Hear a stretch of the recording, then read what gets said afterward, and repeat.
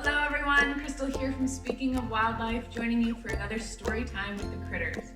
It's a bit of a refresher. I wanted to remind you that Speaking of Wildlife is a wildlife education center that provides permanent sanctuary to non-releasable Ontario wildlife. All of the animals that call Speaking of Wildlife home are with us because they cannot survive in the wild. Many of them have been deemed non-releasable after being injured, orphaned, abandoned, or illegally kept as pets. Some were born in captivity, but in all cases, these animals cannot be released to the wild as they simply wouldn't survive. Today, I'm being joined by Wonder, the eastern gray squirrel, who, like all of our animals, has a story as to why she's with us. Wonder is with us because she was brought to a wildlife rehabilitation center when she was just a baby, and something wasn't quite right. They soon realized that Wonder was actually born without eyes. And as a result, she's completely blind. Of course, she wouldn't survive long in the wild without her vision, and so she was deemed non-releasable. Given her age and her quiet and calm demeanor, they decided to try to find her a suitable sanctuary to keep her for the rest of her life. So Wonder will live out the rest of her days with us in a safe and healthy environment where she gets everything she needs on a daily basis. And today she is joining us to read the story One Snowy Night by Nick Butterworth. So let's get started. It's cold in the park in winter, but Percy the park keeper doesn't mind. He puts on his warm coat and his big scarf and wears 2 pairs of woolly socks inside his Wellington boots. Percy likes to be out in the fresh air. In the middle of the park, there is a little hut. This is where Percy lives. When it gets too cold to be outside, Percy goes into his hut where it's cozy and warm. The animals who live in the park all know Percy's hut. Every day, he shares his lunch with them. One winter's night, it was so cold it began to snow. Great big snowflakes fell past the window of Percy's hut. "Brr," said Percy, "I think I'll need an extra blanket tonight." He made himself some hot cocoa and got ready for bed. Suddenly, Percy heard a tapping sound. There was somebody at the door. Now who can that be at this time of night? Thought Percy. He went to the door and looked out. There on the step was a squirrel. It looked very cold and miserable. "I can't get to sleep, Percy," said the squirrel. "My bed is full of snow." "Oh dear," said Percy. "Never mind, I've got plenty of room for 2. The squirrel snuggled down next to Percy and soon began to feel warm. Knock, knock. It was the door again. Now who can that be? Thought Percy. Standing outside were 2 shivering rabbits. "It's freezing," said one rabbit. "We're frozen," said the other. "You poor thing," said Percy. "Come in and warm up." The rabbit squeezed into the bed next to Percy and the squirrel. There wasn't much room. "Could you face the other way?" Percy asked the squirrel. "Your tail is tickling my nose." Knock, knock. "Oh dear," said Percy. "Now there's someone else at the door?"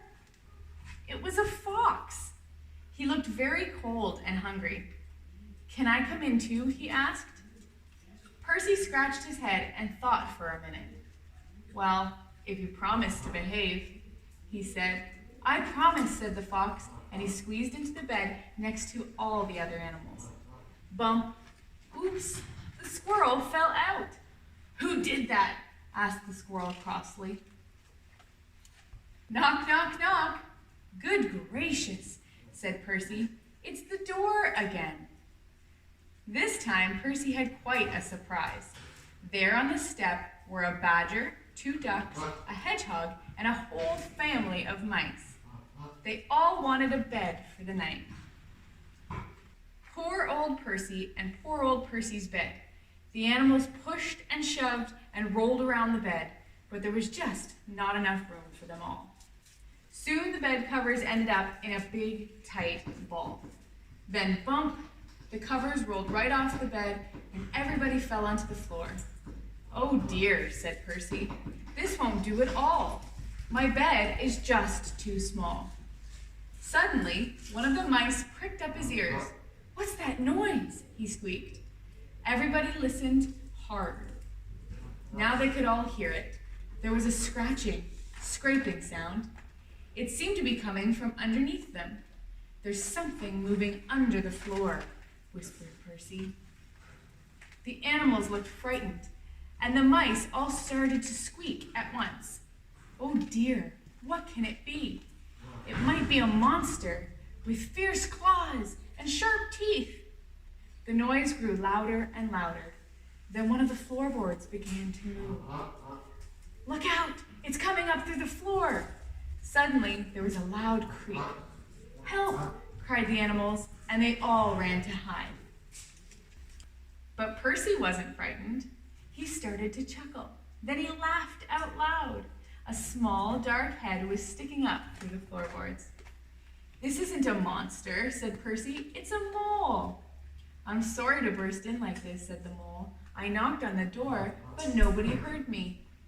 Percy helped the mole up through the hole in the floor, sat him on a hot water bottle to get warm, and put the floorboard back. "It's all right, everyone," he called.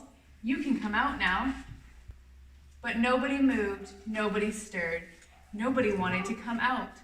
The squirrel was tucked away in the pocket of Percy's dressing gown. The hedgehog was in his coat. The fox, the rabbit, the badgers, and the ducks were all safely hidden away. The mice had even squeezed themselves into Percy's slippers. Everyone had found a cozy bed. "Well, I never," said Percy. Percy yawned and snuggled down in his own bed once again. "That's better. Now I've got plenty of room," he said, "and a little to spare for a mole." The end. Thank you very much for joining us for today's story time with the critters.